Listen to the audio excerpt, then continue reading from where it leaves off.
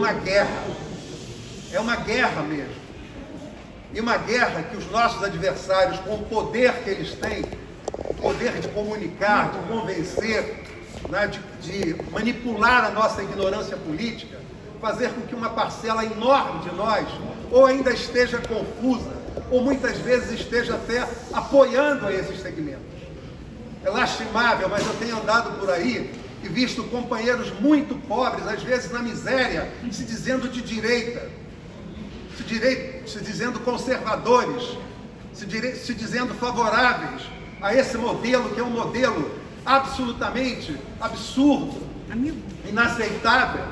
Quando eu, por exemplo, todos nós vimos que quando se votou a reforma da Previdência, 54%, segundo eles, da população apoiava a reforma da Previdência. Como é que um trabalhador pode apoiar a reforma da Previdência? Será que leu o que está lá no texto, nas 66 páginas? A reforma da Previdência diz que para o camarada se aposentar com o teto da Previdência, que é 6.500 e poucos reais, ele vai ter que trabalhar 40 anos ininterruptos. 40 anos ininterruptos, tá? Mata grande parte da nossa população que vai morrer sem se aposentar. Quem é que pode ser a favor disso? Uma reforma trabalhista que diz que o negociado vale mais do que o legislado e acabam com a legislação. Como é que o trabalhador pode aceitar e admitir que isso resolve o problema da sociedade? E eles argumentam que quando a gente acaba com o direito do trabalhador, sobra dinheiro para o patrão investir e gerar mais emprego. Alguém acredita nisso? Se ainda tem dúvida, pega os números. Os números apontam que o desemprego vem aumentando cada vez mais, as empresas quebrando cada vez mais. Só quem lucra é o setor financeiro, são os bancos. E esses bancos compram literalmente igrejas, compram políticos, compram a mídia, né? Compram a todos para jogarem todos esses contra nós. Né? E eles vão formando um exército, que é a milícia, vão formando um exército, né? Que faz parte dessa parcela, inclusive, de setores das Forças Armadas, de setores dos militares. Então nós temos que formar um exército para combater, se necessário, com a vida, né, esse modelo que aí está. Eu não estou propondo aqui apenas que a gente vença uma eleição. Vencer uma eleição na cidade do Rio de Janeiro é fundamental, porque o Rio de Janeiro é o espelho desse país. O que se faz aqui, né, reflete no país inteiro. Mas eu não quero apenas a vitória. Eu quero que a gente utilize essa eleição para constituir companheiros que tenham consciência, que se unam, que se organizem nas redes sociais. Nós vamos estar juntos nas redes sociais para, se necessário, estar nas ruas, lutando contra tudo isso que está aí, sem medo, com coragem, com firmeza. Eu não quero ninguém com medo de morrer, com medo de porra nenhuma.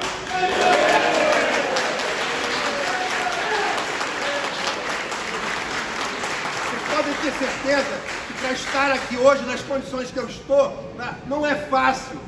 Eu estou dialisando 4 horas, 3 vezes por semana. Eu saio da diálise quase morto, mas vou continuar. Não importa que importa a morte, que importa o que seja. Nós temos que lutar, não importa. Se morrermos lutando, morremos com dignidade, com vergonha, morremos com a convicção. Estamos lutando por aquela criança que está ali, pela minha neta, pelo futuro da humanidade. Porque o futuro da humanidade hoje é a necropolítica. Sabe por que o Bolsonaro e o Trump dizem que é uma gripezinha? Porque para eles morrer 170, 180, 200 mil pessoas, especialmente se forem idosos, é ótimo. É menos gente com quem se tem que gastar dinheiro do Estado, ou que se tem que gastar dinheiro dos bancos. Quando o Ciro dizia que nós temos no Brasil 6 pessoas que detêm o patrimônio de 110 milhões de brasileiros, isso passa batido e ter gente para nós é absolutamente simples, comum. Não pode ser aceito, não pode ser comum. Nós temos que construir uma sociedade que gere oportunidade, direitos, igualdade para todos.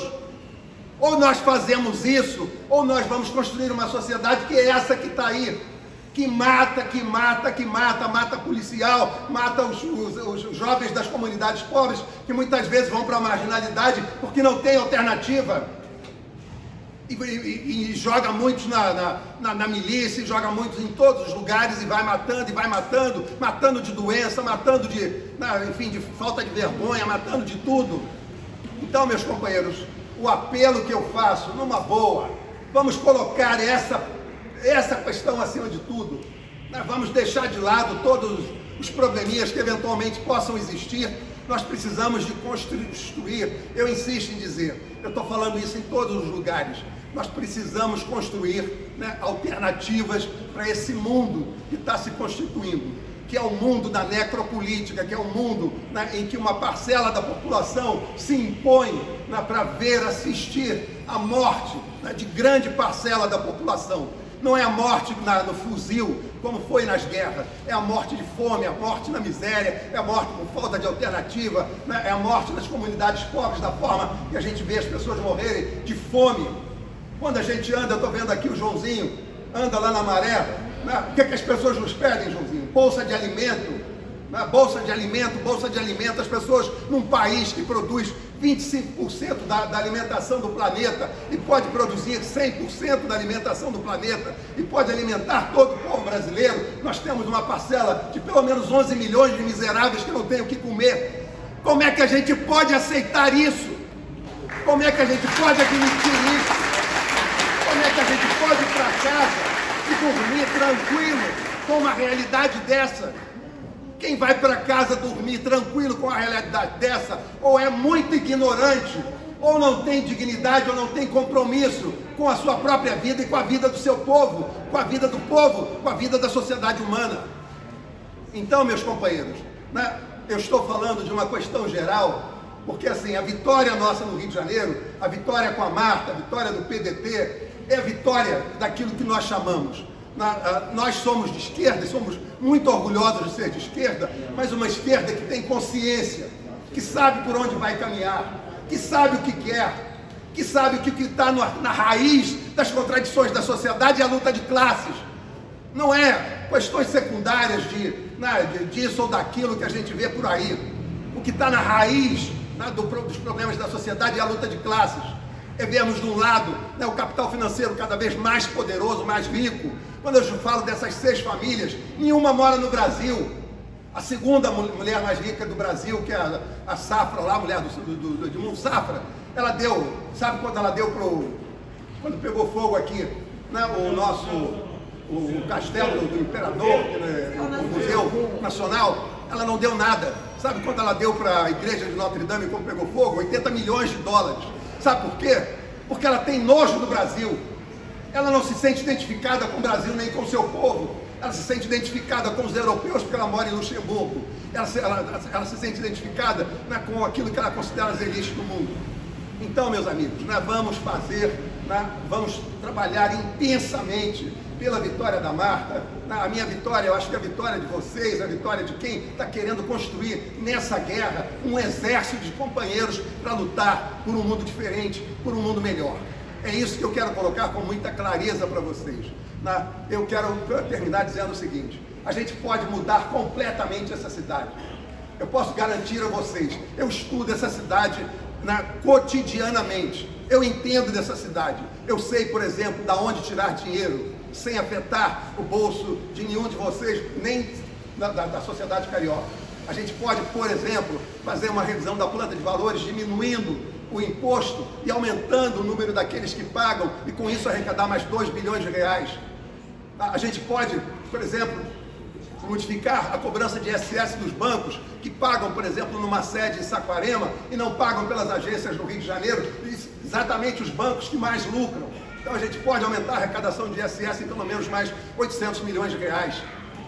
Nós podemos fazer algumas revisões que aumentem, por exemplo, cobrar do Jockey Club, que só tem barões lá vendo as corridas de cavalo, que são os donos do Jockey Club, e deve 1 bilhão de reais à prefeitura, que não tem coragem de cobrar o Jockey Club porque ela tem um monte de desembargadores.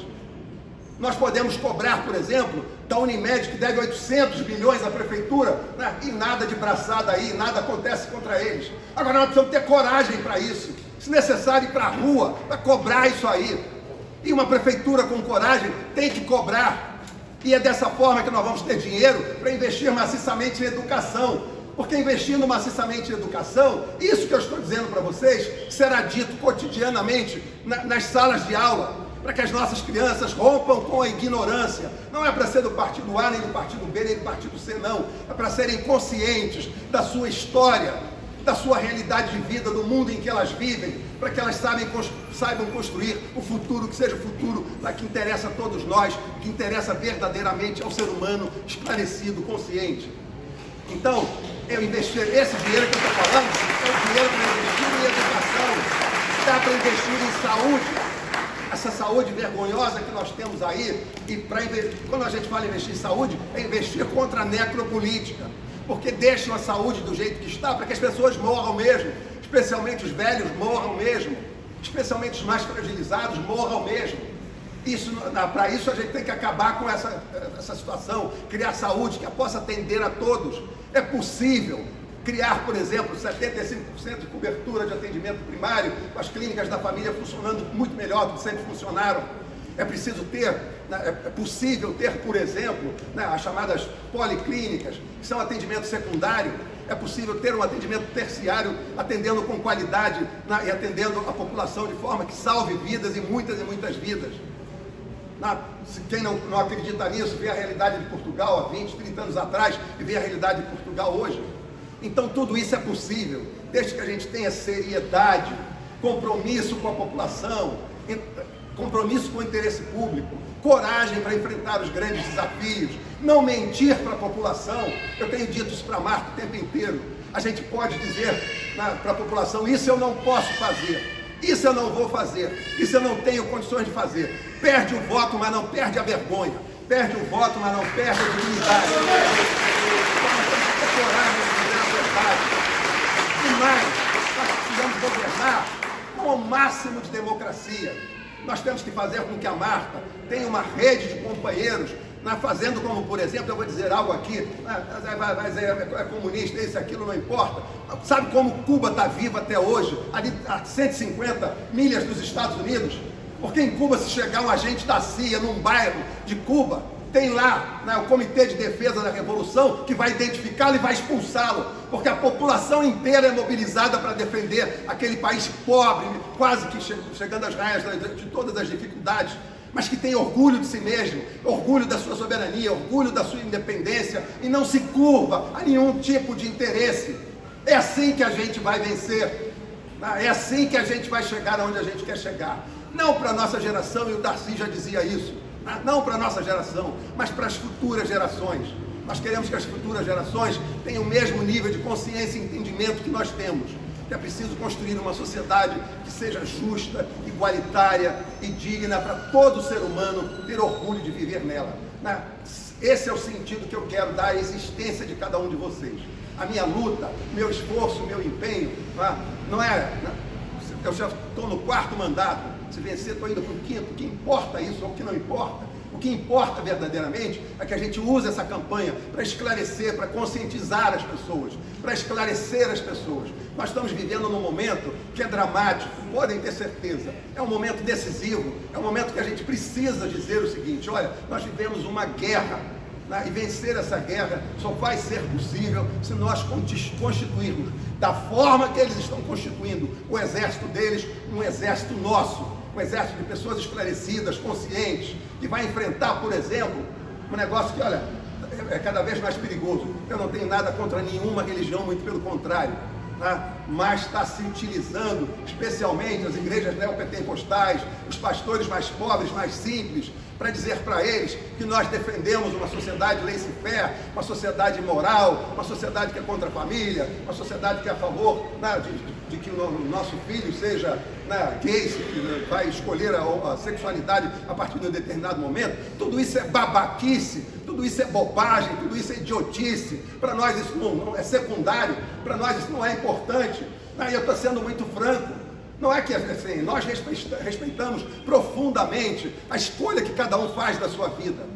Respeitamos e lutamos profundamente, como lutamos pela causa dos companheiros no movimento negro, muitos deles estão aqui, porque a gente precisa reparar a história dos negros no Brasil, fazer com que eles tenham consciência do que foi o seu passado, para entenderem o seu presente. Então isso é fundamental. Mas nós temos que ter claro que o fundamental, todas as lutas estão dentro de um buraco só, de um saco só, que é a luta de classes, que é a luta entre os interesses de quem trabalha e vive do seu trabalho, e quer viver do seu trabalho, e quer viver com dignidade, e a luta daqueles que querem acumular cada vez mais capital.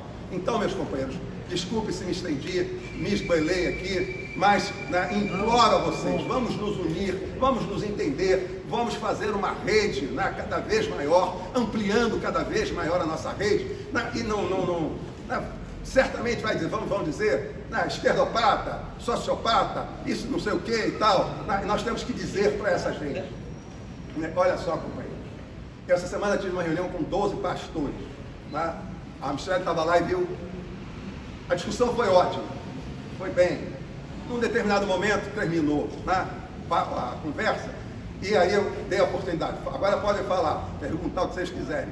Primeira pergunta, o que você acha de ideologia de gênero? Tenho vontade de dizer assim, eu estou cagando para a ideologia de gênero. Estou cagando para a ideologia de gênero.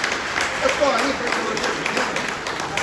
A ideologia de gênero é a teoria de uma socióloga americana, normalmente vem lá dos Estados Unidos. Então, é a teoria de uma socióloga americana que ela entende que a criança escolhe o seu sexo, ela não nasce com gênero, ela escolhe o sexo a partir de uma determinada idade. É uma teoria dela, que ela discuta isso com quem quiser, onde quiser. Se quer discutir comigo, eu dizer, minha filha, eu tenho mais o que fazer, eu vou discutir outra coisa, tá certo? Isso não é importante para mim, tá certo? Então, aí, a segunda pergunta, o que você acha da escola com partido? Que porra de escola de partido?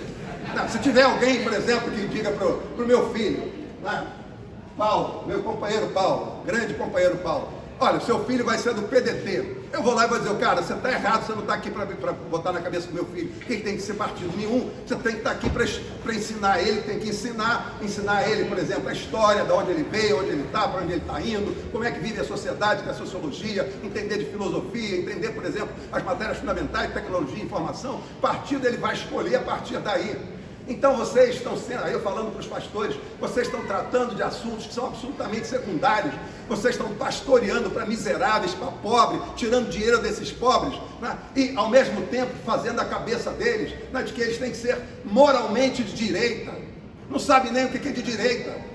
Eu pergunto sempre, toda vez, é uma pergunta que vocês têm que aprender a fazer, porque você entra nas comunidades pobres hoje, pergunta, você é o quê? Eu sou de direita. Como é que o cara é de direita? Meu livro, inclusive, eu começo fazendo essa pergunta. Por que o cara se diz de direita? Ah, não, porque a esquerda é a favor do homossexualismo, a favor disso, a favor daquilo, a favor... Nós respeitamos, sim, até porque somos cristãos na essência da palavra. Cristo, quando protege Madalena, o que ele faz? Ele impede o apedrejamento de Madalena e diz, quem nunca pecou, que atire a primeira pedra. Que ato revolucionário é esse? Que ato de demonstração de respeito a todo ser humano é esse? Então nós somos cristãos, nós somos revolucionários, nós somos transformadores, nós queremos uma sociedade diferente, não é essa gente, e a gente tem que dizer isso para eles. A gente diz, você sabe o que é ser de esquerda? A bandeira francesa tem 3 cores, azul, branco e vermelho. Sabe o que significa essas 3 cores? E aí eu pergunto, o senhor é contra a igualdade de direitos? Não. Então o senhor já é meio de esquerda. O senhor é contra a fraternidade? Não. Então o senhor já é 2 vezes de esquerda. O senhor é contra a liberdade? Não. Então o senhor é de esquerda, porra. Porque a esquerda é isso. Então nós precisamos ter esse argumento, ter essa capacidade de demonstrar não ter vergonha, e ter firmeza, e ter determinação, e ter coragem. E estar nas ruas, porque daqui por diante, quando a pandemia minimizar, nós vamos ter que ir para as ruas, enfrentar essa turma que põe camisa verde e amarela, tá certo? Da CBF, que é uma quadrilha completa que a gente sabe que está por lá, e põe camisa da CBF e diz, eu sou brasileiro, eu sou nacionalista, e vai defender quem entrega, por exemplo, a base de Alcântara, de tal maneira que um oficial general brasileiro não pode entrar na base de Alcântara se não pedir licença a um oficial norte-americano. Que porra de nacionalidade é essa? Que nacionalista é esse? Que defensor dos interesses nacionais são esses caras? Que entregaram a Embraer, que era a maior empresa de tecnologia do Brasil, a Boeing, que faliu imediatamente, logo dias depois. Que nacionalistas são esses caras? Que vivem batendo continência para a bandeira norte-americana e cantando o hino americano. Eles são nacionalistas? Aonde são? Nós somos, porque nós sabemos o que é o Brasil e nós defendemos os interesses nacionais e vamos defender os interesses nacionais não é de forma xenófoba. Nós não queremos, para defender os interesses nacionais, ferir os interesses dos nossos vizinhos, ferir os interesses de qualquer país do mundo, mas nós queremos defender os interesses do nosso país, para defender os interesses do nosso povo, para mostrar que se o Brasil der certo, o mundo pode dar certo. Vamos lutar por isso. Um grande abraço, vamos à vitória. Obrigado.